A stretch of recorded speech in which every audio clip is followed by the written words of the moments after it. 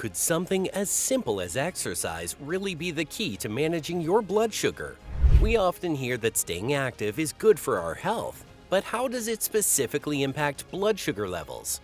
Physical activity can lower blood glucose for up to 24 hours or more after a workout by making the body more sensitive to insulin.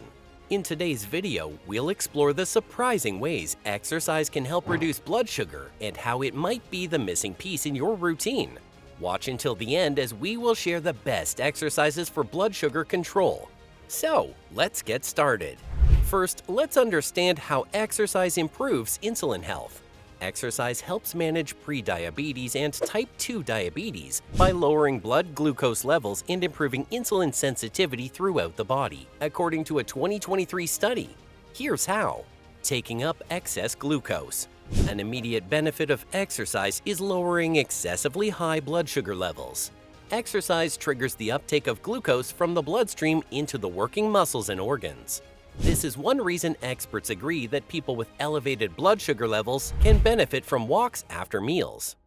Building muscle. When it comes to blood sugar management, muscle is consistently underrated.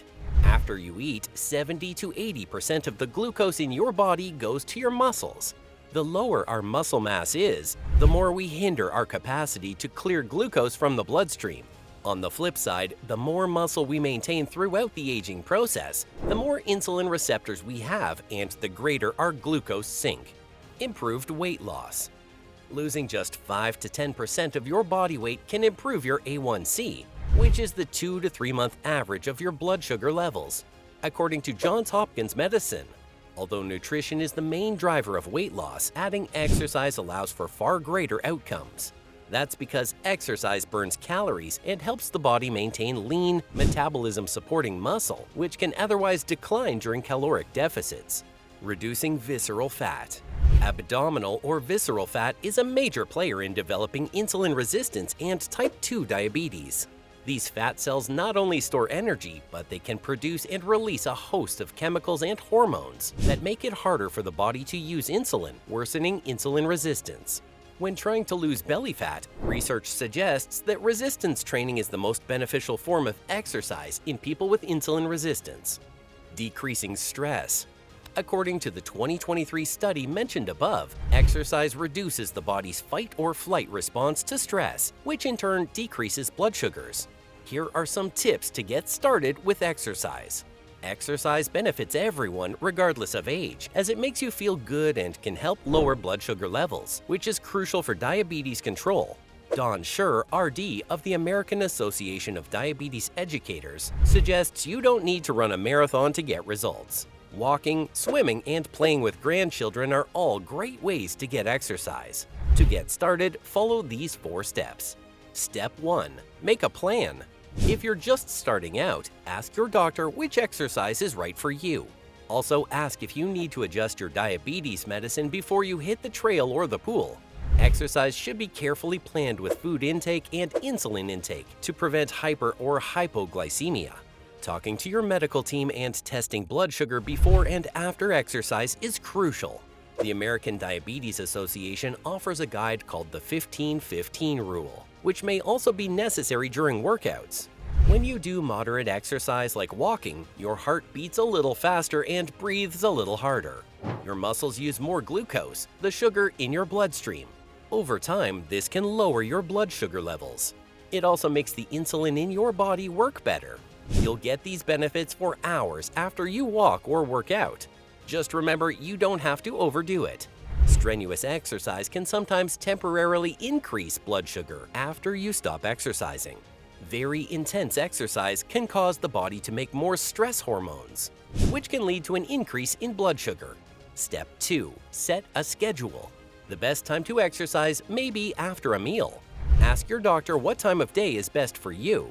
Take the dog for a walk after breakfast and dinner, or schedule a yoga class or a round of tennis after lunch. To stay motivated, ask a friend or family member to come along or join a class. You won't skip an outing when other people are counting on you. Company can make it more fun too. Step 3. Get ready. Wear well-fitting, comfortable shoes and cotton socks that don't rub. The right footwear can prevent blisters that could become serious infections for some people with diabetes. Check your blood sugar before a brisk walk or workout. If it's below 100, check with your doctor to see if you need to eat a snack first. Carry a snack or glucose tablets in case your blood sugar gets low. Drink plenty of water before, during, and after your workout. Always wear your diabetes ID necklace or bracelet while you're exercising. Step 4. Go! Start exercising a few days a week and slowly build up from there. Try a 10-minute walk 3 days a week. On 2 other days, stretch for 5 minutes. Gradually add 5 or 10 more minutes of exercise each day. For most people, a healthy goal is 30 minutes of moderate exercise, such as walking most days of the week. Each time you exercise, write down how long you worked out and your blood sugar levels before and after. Over time, you'll see how exercise improves your blood sugar. Take it slowly at first and listen to your body. As you get used to exercise, you can start to make your workout more challenging. Add more time to your activity or increase your pace a little. You might be surprised at what you can do and how much you enjoy it. How do you get the most benefit from the exercise you do? The FIT principle, frequency, intensity, time, and type, is a good framework to follow in developing an effective exercise regimen. Frequency. Set up a regular workout plan so that it can become part of your everyday lifestyle. If you can't be active every day, exercise at least every other day for optimal blood sugar control. Find more tips on how to make an exercise plan. Intensity. How hard you work out will determine the benefits. Ideally, you should be exercising at a moderate to high level.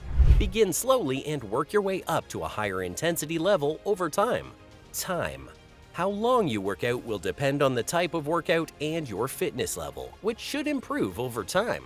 Diabetes Canada recommends doing at least 150 minutes per week of aerobic exercise over at least 3 days, and at least 2 sessions per week of resistance training. What are the best exercises for blood sugar control? There are a number of exercises that can help you improve your blood sugar control. Doing a combination of exercises will give you the most benefit. Some of the exercises with the most health benefits include aerobic exercise, continuous bouts of exercise, jogging, cycling, hiking that elevate your breathing and heart rate, resistance and aerobic training. To build muscle strength, perform brief, repetitive exercises using weights, resistance bands, or your body weight. Choose 6 to 8 exercises that target the major muscle groups in your body. Interval training. Short bursts of vigorous exercise, running or cycling, combined with short rest periods up to 3 minutes. Aquatic exercise. Water activities can have similar health benefits to other exercises, and they're easy on the joints for people with conditions such as osteoarthritis. Try brisk water walking or swimming laps. Be sure to talk to your healthcare provider before starting any exercise regimen to determine what is safe for you. Also, consult a qualified exercise specialist when beginning resistance training to check for proper technique and posture. There are some important things to remember. Always remember to stretch before and after exercising to avoid injuries. You can find some good warm-up and cool-down exercises here. Because exercise lowers blood sugar to varying degrees, it's a good idea to check your levels before, during, and after exercising to see how your body reacts to different activities. Be sure to carry some form of fast-acting carbohydrate with you in case you have to treat low blood sugar quickly. If you do the same exercises regularly, you'll eventually become in tune with your own blood sugar patterns and can plan accordingly. Find more tips for safely exercising with diabetes. Making exercise a regular part of your life will have a positive impact on your health and your blood sugar levels. It's one of the best things you can do to manage and live well with diabetes. We hope this video will help you understand now that regular exercise isn't just about staying fit. It plays a crucial role in keeping blood sugar levels in check and supporting overall health. If you found this information helpful, give the video a thumbs up. Hit that subscribe button and tap the notification bell so you don't miss any of our future health tips. Let us know in the comments what your favorite exercise is to keep your blood sugar in balance. Thanks for watching.